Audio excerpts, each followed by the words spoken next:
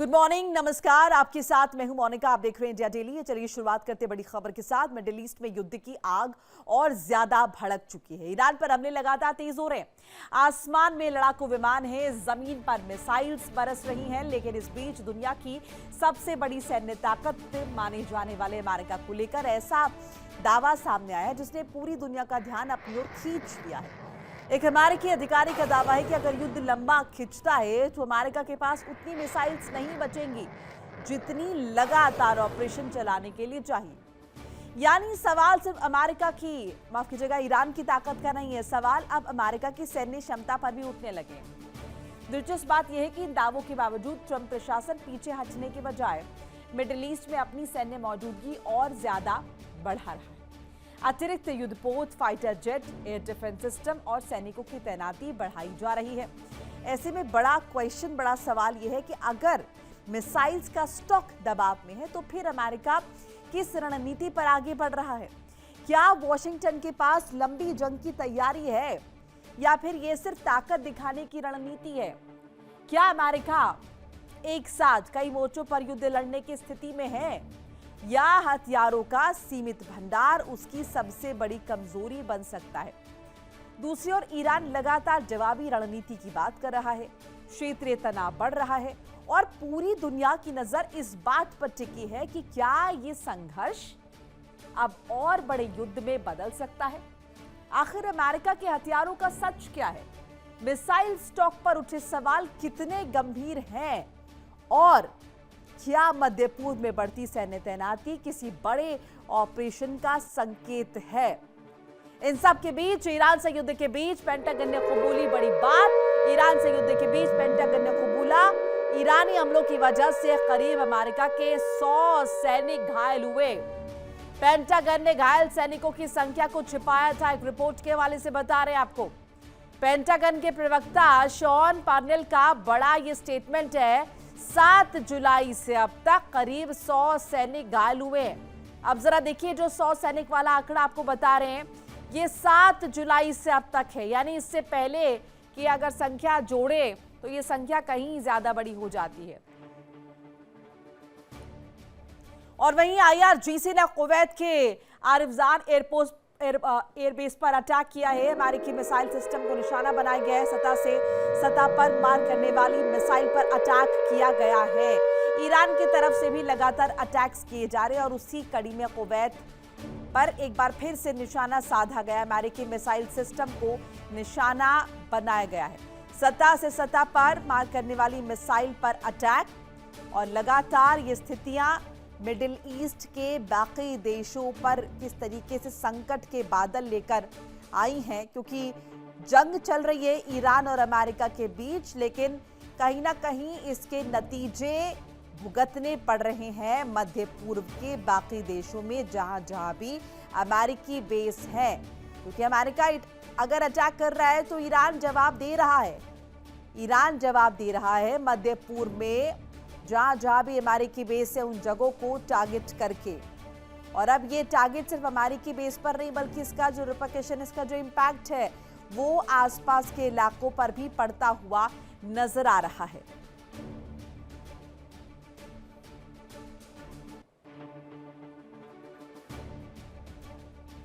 और इसी पर ज्यादा डिस्कशन के लिए मेरे साथ खास मेहमान जुड़ रहे हैं, करके तारुफ करा देते हैं। डॉक्टर अजिताभ सिंह, विदेश मामलों के जानकार, और मनोज कुमार, भू राजनीतिक विश्लेषक। आप दोनों का बहुत बहुत स्वागत है। डॉक्टर सिंह, पहले आपका रुख कर लेते हैं। ये जो रिपोर्ट आई है जिसमें कहा जा रहा है कि कहीं ना कहीं अमेरिका भी दबाव में है। एक तरफ अमेरिका अपनी सैन्य ताकत दिखाने की कोशिश कर रहा है, लेकिन रिपोर्ट के हवाले से कहा जा रहा है कि अमेरिका में भी अब हथियारों का स्टॉक जो है वो दबाव में है। अब अगर ऐसा है तो किस बल पर, किस बूते पर अमेरिका ईरान को ताकत के बल पर दबाने की कोशिश कर रहा है?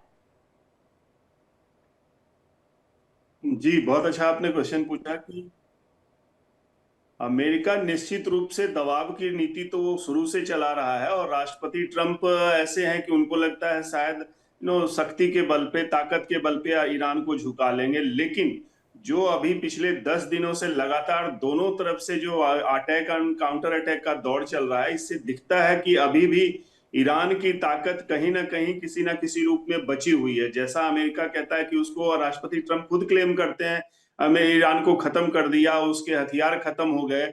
लेकिन सच्चाई यही है कि जॉर्डन में जिस तरह से उसने बर्बादी की है अमेरिकन फोर्सेस की, खबरें आ रही हैं 4 अमेरिकन सोल्जर्स मारे गए हैं, और लगभग 100 भी, पिछले 7 जुलाई से अब तक लगभग 100 अमेरिकन सोल्जर्स घायल भी हुए हैं। तो ये दिखाता है कि ईरान की मारक क्षमता अभी भी बरकरार है। उसके मिसाइल के स्टॉक, उसके ड्रोन के स्टॉक अभी भी हैं उसके पास। और दूसरी तरफ अमेरिका अब एयर डिफेंस सिस्टम उसका पूरी तरह से कारगर नहीं दिख रहा है। तभी तो जॉर्डन में या गल्फ के अन्य देशों में, खास करके बहरीन और कुवैत में, ईरान मार करने में सक्षम है। ये दिखा रहा है कि एक तरफ अमेरिका के एयर डिफेंस सिस्टम में खामी है, रोक नहीं पा रहा है पूरी तरह, और दूसरी तरफ जैसा आपने कहा, खबरें ऐसी भी हैं कि उसके पास एमुनिशन की कमी हो गई है। तो ऐसे में अमेरिका कितना और सस्टेन करेगा? नो डाउट वो बहुत ताकतवर है, लेकिन कितना सस्टेन करेगा? और खास करके तब, अब जब दूसरी तरफ बाब अल मंदेब में भी हूती ने अनाउंस कर दिया है नेवल ब्लॉकेड का, तो चैलेंजेस अमेरिका के पास भी हैं। और ईरान को तो खैर अपनी जो उसकी दुर्गति हो रही है उसमें भी कोई दो मत नहीं है। जी बिल्कुल मनोज जी, और इस बात का इल्म कहीं ना कहीं ईरान को भी है क्या? यही वजह तो नहीं, यही वो कॉन्फिडेंस तो नहीं जो ईरान को बार बार कह रहा है कि अमेरिका अगर चाहे तो दो दो हाथ कर ले, हम यहाँ पर डटे हुए हैं?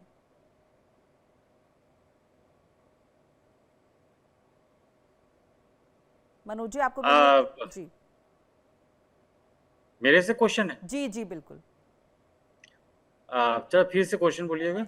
मनोज जी, जिस तरह की रिपोर्ट्स है कि कहीं ना कहीं अमेरिका भी दबाव में है, अमेरिका में भी हथियारों की कमी हो रही है, तो क्या ईरान को भी इस बात का इल्म है और यही वो कॉन्फिडेंस है जो ईरान को अमेरिका के सामने एकदम मुखरता के साथ ईरान डटा हुआ है और लगातार ये कह रहा है कि अगर अमेरिका को युद्ध करना है तो इसके लिए ईरान तैयार है? जिस तरह से हम लोग देख रहे हैं कि शुरू से ही ईरान का ये ग्रुप रहा है कि संयम तरीके से जो है वो वार कर रहे हैं, और ऐसा नहीं है कि वो अमेरिका के पास वेपन्स का कुछ प्रॉब्लम होगा, लेकिन जिस तरह से वेपन्स में उनका जो खर्च हो रहा है ईरान के मुकाबले वो मल्टीपल टाइम है, 10 टाइम्स 20 टाइम्स हो सकता है। उनके जो मिसाइल हैं या ड्रोन हैं वो ईरान के मुकाबले बहुत ज़्यादा कॉस्टली होता है। तो स्वाभाविक है कि एक वहाँ के लोगों में इस तरह का है कि जिस तरह से इस युद्ध में जो खर्च हो रहा है अमेरिका का, वो बहुत ही ज़्यादा हो रहा है। इसको लेकर के भी हम लोग देख रहे हैं कि डिफरेंसेस ऑफ ओपिनियन जो है वहाँ के पॉलिटिशियन में अब धीरे-धीरे आने लगा। जिस तरह से जेडी वेंस ने भी कहा कि इस युद्ध से कोई फ़ायदा नहीं है, इस युद्ध में लड़ने से कोई फ़ायदा नहीं है। कुछ इज़राइल के लोग या लॉबी हैं जो चाहते हैं कि वो इस युद्ध कंटिन्यू रहे, लेकिन इससे जो है अमेरिका को क्या फ़ायदा होने वाला है? क्योंकि जेडी वेंस अपना फ्यूचर भी देखते हैं कि आने वाले समय में अगर प्रेसिडेंशियल इलेक्शन होता है तो वो एक कैंडिडेट होंगे रिपब्लिकन से, और इस युद्ध में अगर जीत हो जाता है अमेरिका का, तो जेडी वेंस के लिए भी अच्छा मौका होगा कि वो प्रेसिडेंट बन जाए अमेरिका का। तो स्वाभाविक है कि शुरू से ही हम लोगों ने देखा है कि नॉर्मली हम लोग देख रहे हैं कि अगर युद्ध शुरू हो ही गया है और इसमें रिस्पॉन्सिबल इज़राइल है, तो ईरान को ज़रूर जो है इज़राइल पे हमला करना चाहिए। लेकिन ईरान जो है उतना इंटेंसिव वे में या इज़राइल पे हमला नहीं कर रहा है। उनको पता है कि अगर हम ज़्यादा इन्वॉल्व फिर इज़राइल में हो जाएँगे, तो जिस तरह से अमेरिका जो है पिछले 10 दिन से जो ताबड़तोड़ हमला कर रहा है, तो उसको जो है वो जस्टिफ़ाई नहीं कर पाएँगे। इसीलिए जो अपना वो टारगेट वो बनाया है वर्तमान में कि जहाँ पे भी अमेरिकन बेस है वो मिडिल ईस्ट कंट्रीज़ में, वहाँ पे ज़्यादा से ज़्यादा किया जाए, ताकि वो मिडिल ईस्ट कंट्रीज़ को जो है अमेरिका पे एक दबाव बना सके। जिस तरह से हम जॉर्डन पे हम लोगों ने देखा कि मनोज जी, किस अगर तरह से इजराइल पर सीधे सीधे अटैक करेंगे तो फिर तो इजराइल भी रिटालिएट करेगा, और इजराइल रिटालिएट करेगा तो उसका इम्पैक्ट निश्चित तौर पर पड़ेगा ईरान पर। अब ज्योग्राफिकल कंडीशंस के हिसाब से वो उतना दूर नहीं है। हमारे साथ ग्रुप कैप्टन आशीष साय रिटायर भी जुड़ चुके हैं। साय साहब, स्वागत है आपका भी है। हम डिस्कशन इस बात को लेकर कर रहे हैं कि कुछ रिपोर्ट्स आई हैं जो ये कह रही हैं कि अमेरिका में हथियारों की कमी हो गई है, और ऐसे में अगर ये कमी है तो कौन सा वो कॉन्फिडेंस है अमेरिका का, और या कोई और रणनीति है जो अमेरिका को बार बार ईरान पर अटैक करवा रही है? क्योंकि अगर अमेरिका भी अफोर्ड नहीं कर सकता है ज़्यादा दिन जंग, तो फिर क्यों? जैन मोनिका, हथियारों की कमी हो गई है, अचानक हो गई है, या उसको पेंटागन जैसी प्रोफेशनल वॉर मशीन ने पहले से एंटिसिपेट नहीं किया था, या 20-25 दिनों में उन्होंने वापस रीइंफोर्स नहीं किया?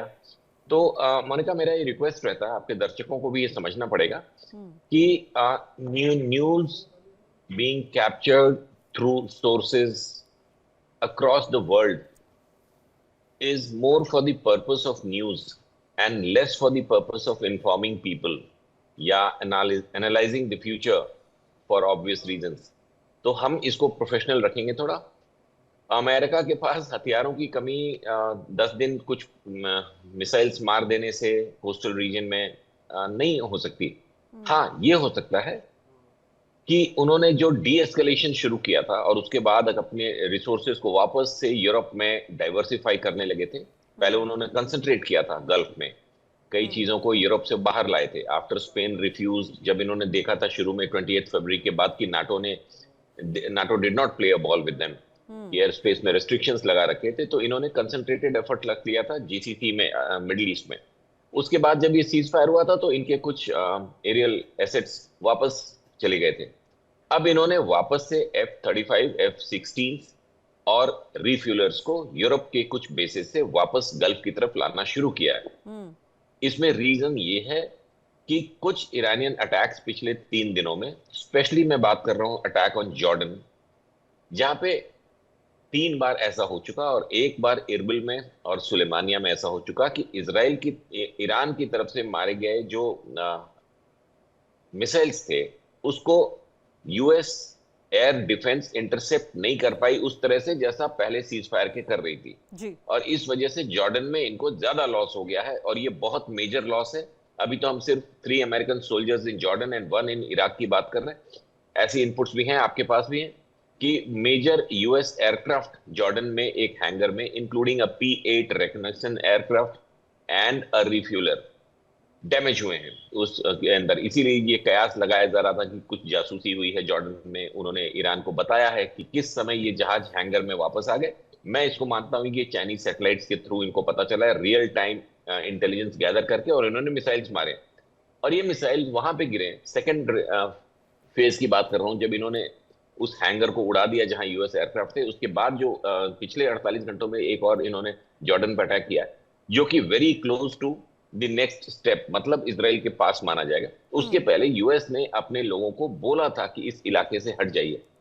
वहां ईरान की सेकंड मिसाइल अटैक इनको एक्सपेक्टेड थी, इनके पास भी इंटेलिजेंस गैदरिंग अच्छी हुई थी जी। उसके बाद तुरंत 3 मिसाइल्स को इन्होंने इंटरसेप्ट कर लिया और एक कहीं पे गिर गई आउट ऑफ द 4।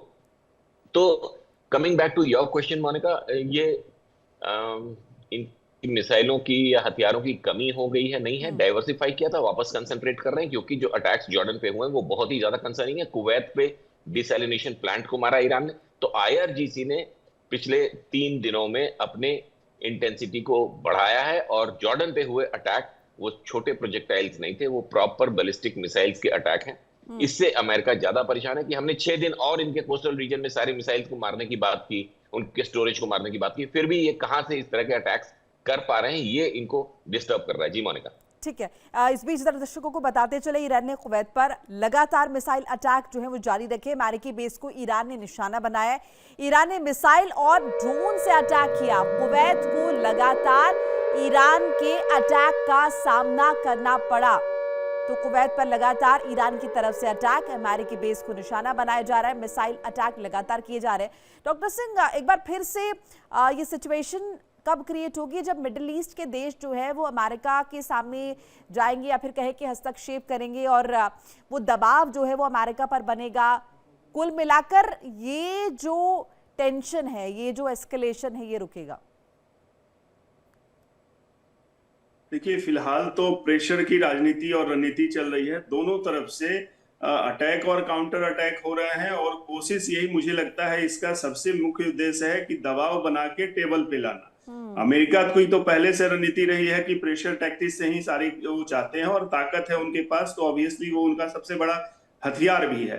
लेकिन दूसरी तरफ ईरान चूंकि इतने दिनों से संघर्ष में जवाब देने में एक तरह से कह लीजिए कि सफल रहा है, तो अब अमेरिका को अपनी रणनीति फिर से चेंज करनी पड़ रही है। एक तरफ जो खबरें आ रही हैं कि इजराइल में अभी रीइंफोर्समेंट बहुत ज्यादा हो रहा है, इजराइल को कहा गया है कि वॉर के लिए आप तैयार रहो। दूसरी तरफ वहां पे रिफ्यूलिंग टैंक्स जो उनके प्लेन्स हैं वो 30 की संख्या में कहा जा रहा है कि शायद बेन गुरियन उनका जो एयरबेस है, एयरपोर्ट, वहां पे वो तैनात कर रहे हैं। और दक्षिण के जो एरिया है इजराइल के, वहां पे रेमन जो उनका एयरपोर्ट है, वहां पे भी तैयारी हो रही है।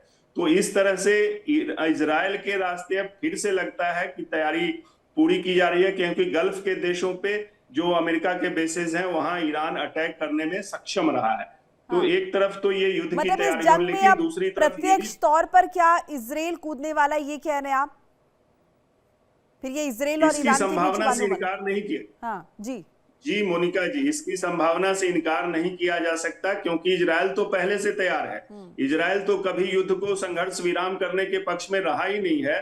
और अब चूंकि अमेरिका में बॉडी बैग्स आने शुरू हो गए हैं, तो राष्ट्रपति ट्रंप भी बौखलाए हुए हैं।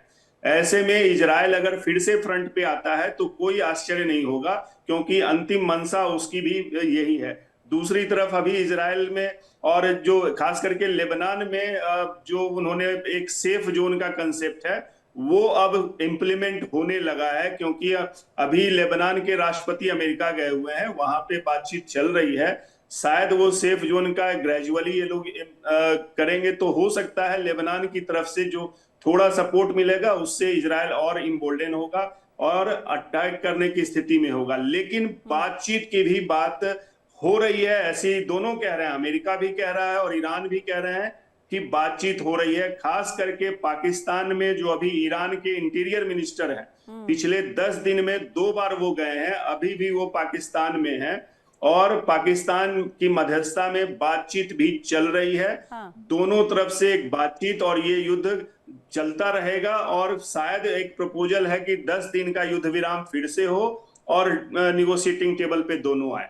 लेकिन मनोज जी, अगर इजराइल को भी स्टैंड बाय मोड में कह दिया है रखने के लिए, और जिस तरीके से अमेरिका F-35 F-15 को जिस तरीके से वहां पर तैनात कर रहा है, तो ऐसे में लग रहा है कि अमेरिका को उम्मीद है नहीं इस बातचीत से, और इसीलिए जो है युद्ध के मोर्चे पर तमाम तैयारियां की जा रही हैं। स्वाभाविक है कि वो अमेरिका का रुख रहा है कि किसी न किसी रूप में ईरान को डरा करके जो है वहाँ पे रिजीम चेंज किया जाए। ये उनका एक प्रायोरिटी है, उसको लेकर के वो इजराइल को स्वाभाविक है कि वो एक बहुत बड़ा पार्ट है, और इजराइल के कहने पे ही जो है ये युद्ध कहा जाता है कि हुआ है, तो स्वाभाविक है। लेकिन अमेरिका एक डेमोक्रेटिक कंट्री है, और हम लोग जान रहे हैं कि वहाँ पे जो मिड इलेक्शन होने वाला है, इसको लेकर के डोनाल्ड ट्रंप पे बहुत ही प्रेशर है कि उसको किसी न किसी रूप से जीत मिले, ताकि जो आने वाले इलेक्शन में बेनिफिट हो। और उनके लिए चैलेंज ये है कि बराक ओबामा ने जो एक डील किया था ईरान के साथ, उससे ज़्यादा मिले, ताकि उन लोग जो है मागा सपोर्टर उनको और ज़्यादा सपोर्ट करे और डेमोक्रेट को वो परास्त कर सके। लेकिन स्वाभाविक है कि जिस तरह से वो एक प्रेशर ही है, इलेक्शन प्रेशर ही, और चुनावी मोड में आ भी गए हैं डोनाल्ड ट्रंप। हम लोगों ने देखा कि 2-3 एड्रेस भी वो कर चुके हैं, तो बहुत ही प्रेशर में है, और उनको दिख नहीं रहा है कि कोई ऐसा अचीवमेंट हो या किसी तरह से वो डिक्लेयर कर दे कि हाँ इस युद्ध में वो एक एडवांटेज हुआ है, या बराक ओबामा जी ने जो एक डील किया था उससे ज़्यादा मिलेगा, तभी जो है कुछ करेगा। लेकिन ऐसा लग रहा है कि आने वाले 4-5 डेज में ऐसा लग रहा है कि अमेरिका एक बैक चैनल के थ्रू जरूर कोशिश कर रहा होगा, और हम लोग ऐसा फिर से देख सकते हैं कि कतर हो चाहे पाकिस्तान हो, फिर से एक पीस प्रपोजल लेकर के फिर ईरान के पास जाएगा। और ईरान का रुख जो चूंकि डेमोक्रेसी उतना वाइब्रेंट ईरान में नहीं है, इसलिए ईरान के पास कोई ऐसा चैलेंजेस, वहाँ के लीडरशिप में कोई चैलेंजेस नहीं है कि वो लोगों को क्या बोलेंगे। हालांकि उन्होंने समहाउ जो एक मातम समारोह ऑर्गेनाइज किया था, उसमें IRGC को समहाउ स्ट्रेंथन करने में ही कामयाब हुआ। तो वह ईरान जो है इस मामले में जो है वो एडवांटेज पोजीशन में है कि वहाँ लोकल लेवल पे कोई प्रोटेस्ट नहीं है, और ऑलरेडी 40-50 ईयर से जो है ईरान जो इस तरह का सिचुएशन में रह चुका है क्योंकि अमेरिका ऑलरेडी 40-45 साल से जो है ईरान पे किसी न किसी रूप में सैंक्शंस लगाए हुआ है। तो ईरान का प्रायोरिटी ये है कि अमेरिका फिर से टॉप टेबल पे आए और जो सैंक्शंस किया था उसको लिफ्ट किया जाए। जो उन्होंने प्रॉपर्टीज जो सीज किया अमेरिका द्वारा वो डिफरेंट कंट्रीज में है, उसको किसी तरह से दिया जाए। तो आने वाले समय में हम अमेरिका ईरान के साइड से भी हम लोग देख रहे हैं। हालांकि वहाँ के लोगों में एक आक्रोश है कि चूंकि 40-50 ईयर से वहाँ पे किल अमेरिका, मर्डर अमेरिका या ट्रम्प के बारे में जो बात कही जाती है या फिनिश इजराइल, तो वहाँ के लोगों में जो एक नफरत है और कुछ सेक्शंस ऐसे हैं वो चाहते हैं कि ये कंटिन्यू रहे, मर जाए तो मर जाए लेकिन अमेरिका को फिनिश किया जाए। तो वहाँ के लोगों में इस तरह का है और हम लोगों ने देखा कि ये भी बिल्कुल, उसके सामने वो आई है कि वो नारेबाजी राष्ट्रपति वो जिस तरीके से हमने देखे हैं अलग अलग जगह पर वो सामने आई हैं। बहरहाल जरा दर्शकों को बता दें कि ईरान के बलूचिस्तान इलाके में जो अटैक हुआ है, एक वीडियो आया है, चाबहार पर हुए हमले का वीडियो सामने आया, लगातार एक दूसरे पर अटैक और इन सब के बीच तस्वीरें भी बाहर आ रही है। ईरान के बलूचिस्तान इलाके में हमला हुआ है, चाबहार पर जो अटैक किया गया है अमेरिका की तरफ से, उसका एक वीडियो भी बाकायदा सामने आया है।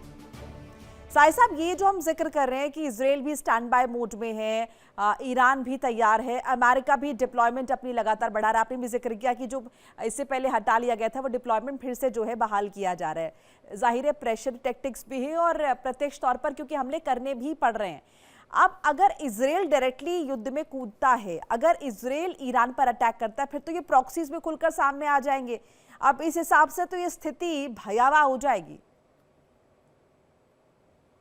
शायद समय की जरूरत है। इजराइल पोस्चरिंग नहीं करता है। इजराइल एंड रशिया दो ऐसे वॉर मशीन्स हैं जो पोस्चरिंग या प्रोपेगेंडा या एक धमकी देना ऐसे नहीं करते। दे directly go into kinetic action. कहीं पे भी आप इतिहास पढ़ें, सारे लोग जानते हैं।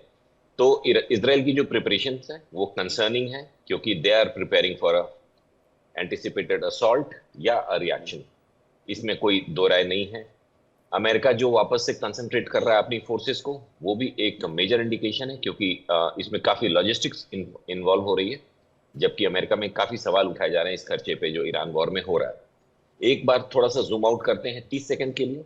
अमेरिका ने ये युद्ध इजराइल के कहने पे नहीं किया। अमेरिका पिछले 30 सालों से 40 सालों से ईरान की खमैनी रजीम के डेड अगेंस्ट था, क्योंकि Khamenei regime directly American assets, American people and American ideology को चैलेंज करती रही, उनको थ्रेट करती रही।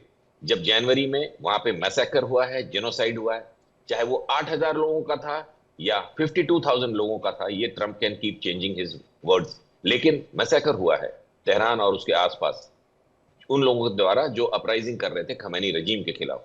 उसके रिस्पॉन्स में एक इलीगल हमला किया अमेरिका ने, बट फॉर अ पर्पस किया था। इस बात को पता नहीं लोग कैसे भूल जाते हैं। Fog of war. आज की तारीख की मोनिका बात करें तो की इंफॉर्मेशन ओवरलोड से गुजर रहे हैं। की इंफॉर्मेशन को उसमें से सेलेक्ट करके एनालाइज करने से कुछ ज्यादा बातें समझ में आएंगी। कल अमेरिकन प्रेसिडेंट ने किसी फोरम पे बोला है कि विटकॉफ ने उनको डायरेक्टली कॉल किया और ये बोला कि बात आगे नहीं बढ़ रही है। मतलब जो मेन नेगोशिएटर है अमेरिका की तरफ से अंडर जेडी वांस, उसने हाथ खड़े कर दिए। इसलिए अमेरिका ने अचानक से पेंटागन को, शायद व्हाइट हाउस से ये इंस्ट्रक्शंस आई होंगी कि और हमले करो। और ये ज्यादा जरूरी इसलिए हो गया, इसके पीछे दो कारण थे। एक, जॉर्डन पे हमला और ये शक कि जॉर्डन उनके खिलाफ जासूसी कर रहा है अमेरिकन फोर्सेस के खिलाफ, और दूसरा अमेरिकन सोल्जर्स का एक इराक में, हालांकि वो वॉर डैमेज नहीं था, किसी बॉम्ब को डिफ्यूज कर रहा था वो सोल्जर, उसमें एक्सप्लोड हो गया। अनएक्सप्लोडेड बॉम्ब ईरान के द्वारा भेजा गया।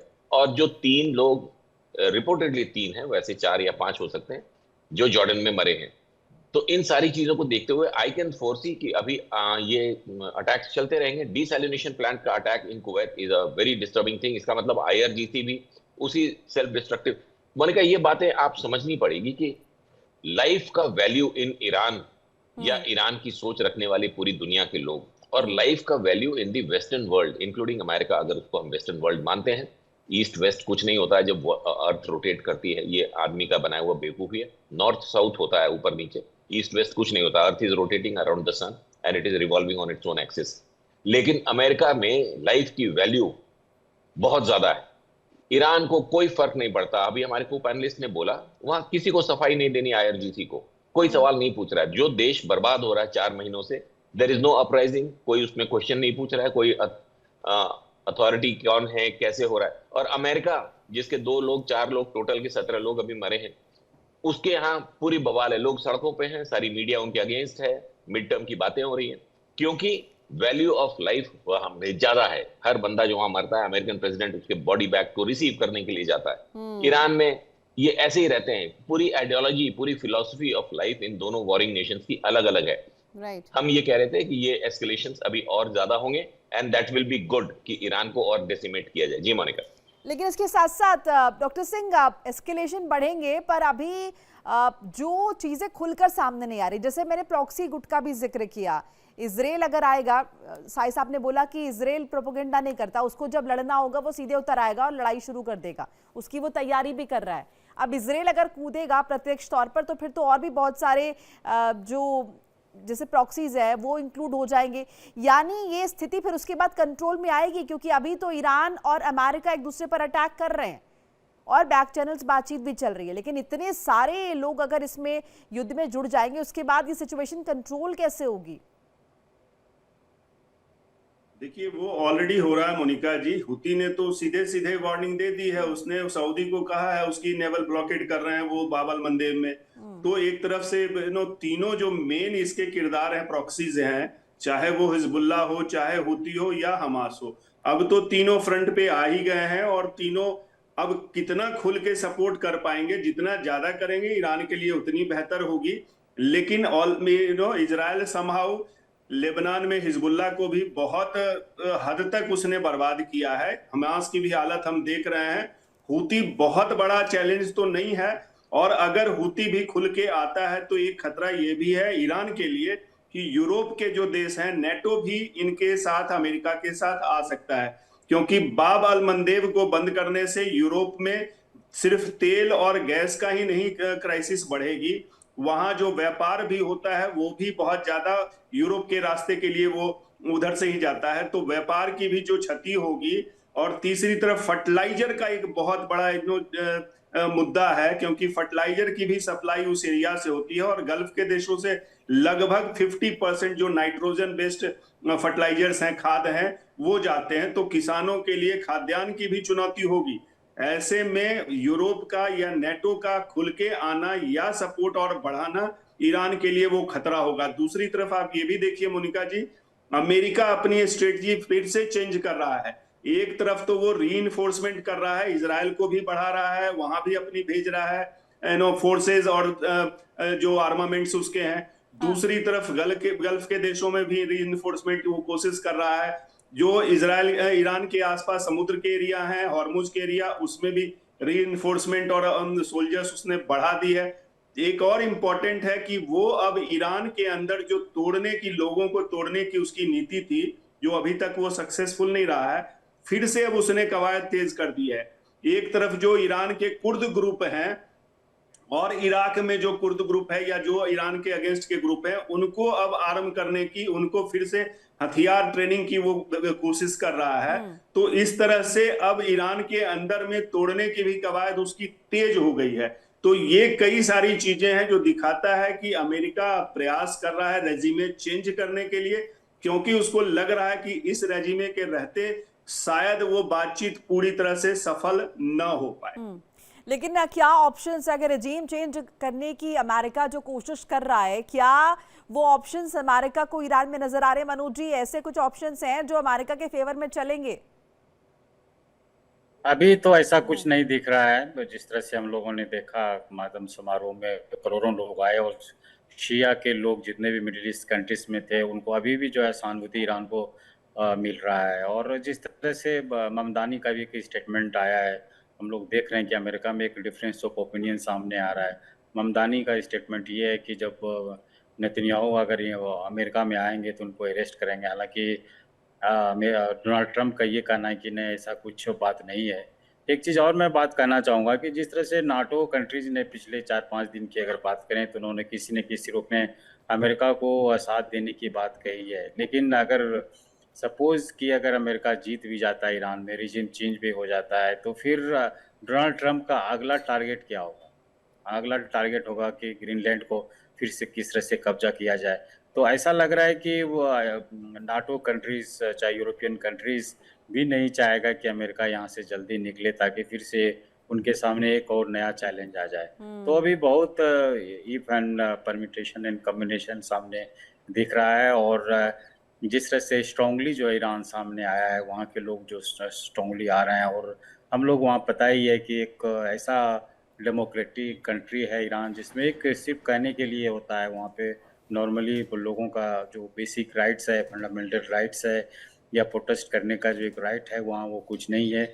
वहीं दूसरी और अमेरिका की अगर बात करें तो वो डेमोक्रेटिक वे में वो बहुत चैंपियन माना जाता है वर्ल्ड का। अभी भी ह्यूमन राइट्स का बहुत वैल्यू है वहाँ पे, डेमोक्रेटिक इंस्टीट्यूशंस वहाँ पे हावी नहीं हुआ है। हम लोगों ने देखा कि किस तरह से सुप्रीम कोर्ट ने भी जो डोनाल्ड ट्रंप के जो डिसीजन था कि टैरिफ लगाएंगे डिफरेंट कंट्रीज पे, तो उसको भी जो है वो पलट दिया। तो अमेरिका इस मामले में जो है बहुत आगे है, और उसी के कारण जो है यूरोपियन कंट्रीज हो, चाहे थर्ड वर्ल्ड कंट्रीज हो, इंडिया हो, इसको फॉलो करता है कि एडवर्स सिचुएशन में भी किस तरह से जो है डेमोक्रेटिक इंस्टीट्यूशंस को कंटिन्यू किया जाए। तो ऐसा लग रहा है कि रिजिम चेंज, अगर हम ईरान की बात करें तो अभी थोड़ा टाइम लगेगा, और जिस तरह से मिडिल ईस्ट कंट्रीज भी सोच रहा है कि इकोनॉमिकली ईरान को इस तरह से डैमेज कर दिया जाए कि फिर से वो खड़ा ना हो पाए। तो अभी भी मिडिल ईस्ट कंट्रीज ये भी जो है लग रहा है कि सोच रहा है कि अमेरिका और कुछ अटैक करे, क्योंकि जिस तरह से अमेरिकन बेस पे जो है मिडिल ईस्ट कंट्रीज में हमला हो रहा है, और जो जैसे यूएई हो, चाहे जॉर्डन हो, वो अमेरिका को कुछ अभी बोलने की स्थिति में नहीं है कि आप यहाँ से चले जाइए। जियोपॉलिटिक्स में ये बहुत इंटरेस्टिंग है साई साहब की हर चीज में अगर आप देखें इतने एंगल नजर आते हैं। एक तरफ हमें लग रहा है कि मिडिल ईस्ट के कंट्रीज जो हैं वो उनके लिए त्राहीमाम की सिचुएशन है कि बस अब बंद करो, हमें बख्शो। अब लेकिन ये जो एंगल मनोज जी रेस कर रहे हैं, और ये जो नेटो वाला एंगल है कि जितना अच्छा है अमेरिका एंगेज रहे, उसके बाद वो आगे ना बढ़े, क्योंकि ये सभी जानते हैं कि ईरान के बाद अगला नंबर किसका है। ये इतनी इंटरेस्टिंग चीज़ें हो जाती है। और आपके हिसाब से अभी ये इंगेजमेंट और कितने दिन, क्योंकि अगर वाकई में इतने सारे लोगों का हित भी सधा हुआ इसमें कि अमेरिका अच्छा जितना ज़्यादा ईरान के साथ इंगेज रहे, तो ऐसे में तो लग नहीं रहा कि पॉजिटिवली वर्ल्ड के बाकी कंट्रीज चाहते भी हैं कि युद्ध खत्म हो। देखिए, इंसान के सोचने की जो एक तरीका है इंसान के सोचने का, और सिस्टम्स के सोचने का, जहां इंसानों की कमी नहीं है, वो एक जाता है दूसरा आता है, तो सिस्टम्स दूसरी तरह से काम करते हैं। और वॉर के डिसीजंस ज्यादातर सिस्टम बेस्ड होते हैं, इंडिविजुअल बेस्ड। कभी ट्रंप आ गए या कभी वो नॉर्थ कोरियन लीडर आ गया, तो ये इनिशिएट या एंड करने में इनका रोल होता है। But basically it is a system thing, and war will continue. War is good than bleeding peace, any day it is better than a bleeding peace. तो एक बार निपटा देने वाली बात कर रहा हूं मैं। हालांकि जब तक इंसान रहेगा, वो इजराइल वाली जबान में आप ये बात करें कि वॉर इज गुड, और जो एक होना एक बार हो जाए एंड सॉर्ट हो जाए, ये जितनी प्रॉब्लम्स इनका सोल्यूशन एक बार हो जाए। बहुत इंटरेस्टिंग कॉन्वर्सेशन हमारी चल रही थी, लेकिन मेरे पास वक्त फिलहाल इतना ही। आप सभी का बहुत बहुत शुक्रिया जुड़ने के लिए, अपने कीमती राय साझा करने के लिए इंडिया डेली के माध्यम से। देखिए इंडिया डेली 24/7 अब आपकी स्मार्ट टीवी पर। इंडिया डेली मौजूद है सभी डिजिटल प्लेटफॉर्म पर लाइव और लगातार। इंडिया डेली 24/7 हर दिन राष्ट्र को समर्पित।